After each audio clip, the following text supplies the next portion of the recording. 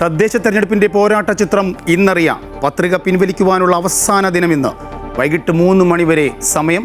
വിമതരെ പിൻവലിക്കുവാനുള്ള അവസാനവട്ട ശ്രമങ്ങളുമായി മുന്നണികൾ. Postal ballot വിതരണം ബുധനാഴ്ച മുതൽ. UDF പ്രകടന പത്രിക ഇന്ന്.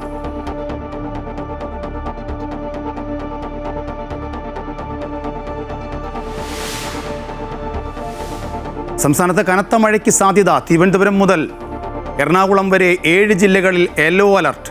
കേരള തീരത്ത് മത്സ്യബന്ധനത്തിന് വിലക്ക്. തമിഴ്നാട്ടിൽ കനത്ത മഴ. തെങ്കാശി, തിരുനെൽവേലി ജില്ലകളിലെ വിദ്യാഭ്യാസ സ്ഥാപനങ്ങൾക്ക് അവധി.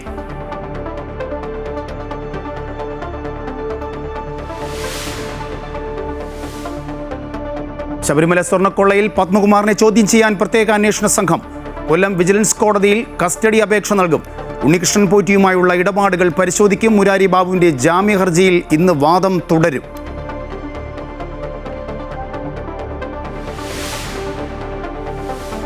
ഇന്ത്യയുടെ 53ാം ചീഫ് ജസ്റ്റിസായ ജസ്റ്റിസ് സൂര്യകാന്ത് ഇന്ന് സത്യപ്രതിജ്ഞ ചെയ്യും.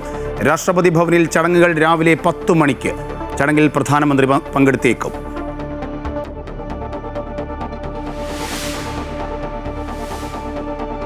ഷെയ്ഖ് ഹസീനയെ വിട്ടുകിട്ടണമെന്ന് ഇന്ത്യയോട് രേഖാമൂലം ആവശ്യപ്പെട്ട് ബംഗ്ലാദേശ്.